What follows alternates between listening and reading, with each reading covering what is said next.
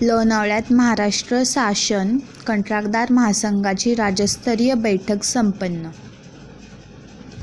महाराष्ट्र राज्य कंत्राटदार महासंघाच्या वतीने कंत्राटदारांच्या राज्यस्तरीय बैठकीचे आयोजन नुकतेच लोणावळा येथे करण्यात आले होते।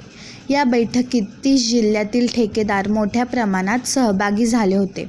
शासन स्तरावरती छोटी कामे एकत्रित करून म्हणजेच क्लबिंग करून मोठे रकमेचे टेंडर काढले जातात व ती ठराविक लोकांनाच दिली जातात।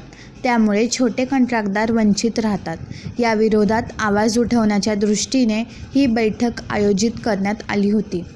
महाराष्ट्रात राज्य कंत्राटदार संघाच्या आजवर ठेकेदारांच्या न्याय हक्कासाठी सातत्याने आवाज उठविला असून शासन स्तरावर विविध मागण्यांचा पाठपुरावा करून त्या मार्गी लावण्याचे काम केले आहे। राज्यामध्ये शासनाचे विविध खात्यांमध्ये कंत्राटदार पद्धतीने काम करणारे जवळपास 2 ते 2.5 लाख छोटे कंत्राटदार आहेत। त्यामध्ये खुला वर्ग, सुरक्षित बेरोजगार, अभियंता व मजदूर हे सोसायटीच्या माध्यमातून छोटे कामे मिळवून आपल्या चरितार्थ व कुटुंबाचा उदरनिर्वाह चालवत असतात। परंतु आज क्लबिंग करून काढल्या जाणाऱ्या टेंडरमुळे छोट्या कंत्राटदारांवर आर्थिक समस्यांना तोंड द्यावे लागत आहे।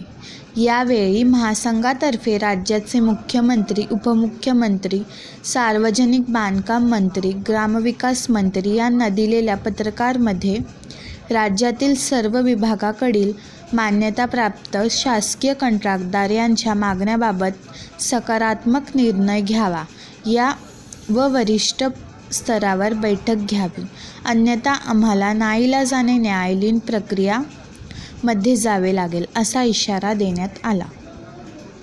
या सर्व विभागात छोट्या कामाचं क्लबिंग करते। क्लबिंग याचा अर्थ छोटे कामं क्लबिंग करून मोठ्या निविदा काढते।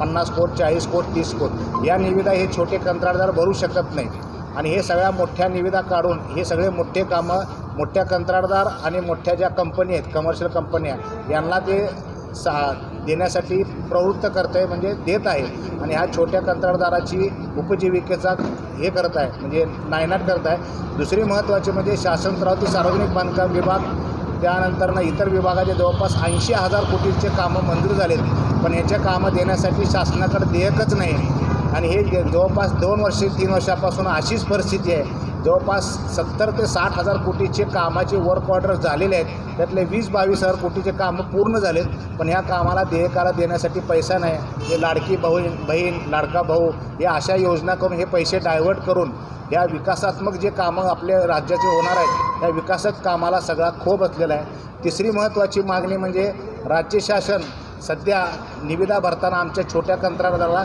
सिव्हिलची आड घालत आहे। सिव्हिल म्हणजे बँकेच्या रिपोर्टसाठी, पण सगळ्या कंत्राटदाराचं सिव्हिल हे 100% बरोबर नसणार आहे। याचं कारण आहे, काम केल्यानंतर शासनच 2-2, 3-3 वर्षे पैसे देत नाही।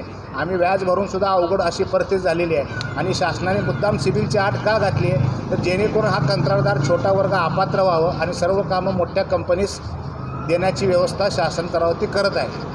अशा आमच्या 3-4 मागण्या महत्त्वाच्या आहेत आणि परत 33% जे शासनाचे GR आहे त्याची शासनाने अंमलबजावणी करणं अत्यंत गरजेचं आहे।